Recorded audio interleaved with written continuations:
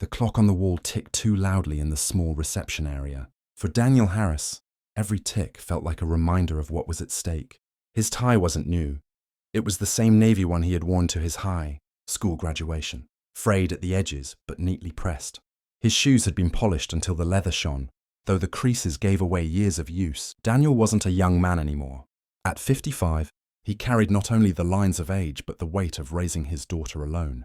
It had been 15 years since his wife passed away, and in all those years, he had never once let their daughter Emily feel like she was missing something.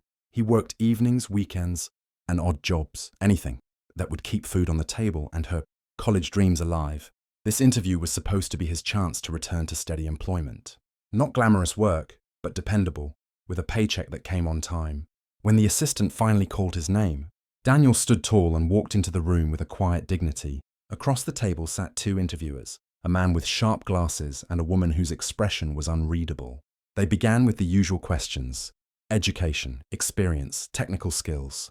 Daniel answered as best he could, his voice steady, but inside, he knew the truth. The world had changed. Computer programs, digital systems, new jargon, things he hadn't been trained for. He had learned much of it on his own, but not in the way resume demanded. "Mr. Harris," the man in glasses said finally, "we're looking for someone up to date. Honestly, I don't see that here. You've been out of steady corporate work for, what, over a decade?" Daniel nodded. He wanted to explain.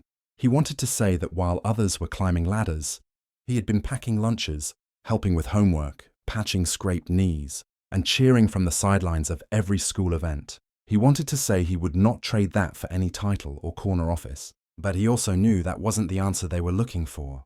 The woman closed the folder gently. "Thank you for coming, Mr. Harris. We'll be in touch." The words were kind, but Daniel heard what they really meant. The interview was over. He rose, shook their hands, and walked out. His chest was tight, but his steps were measured. He had promised himself long ago that Emily would never see him beaten down.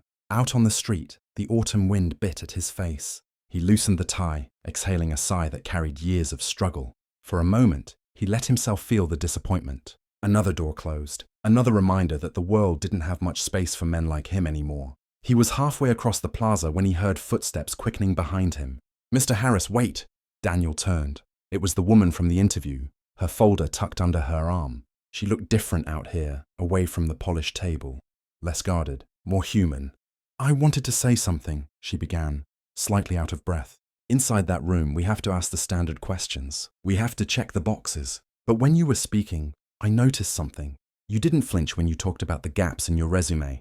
You stood straight. You didn't make excuses. That's rare." Daniel frowned slightly, unsure where she was going. She continued.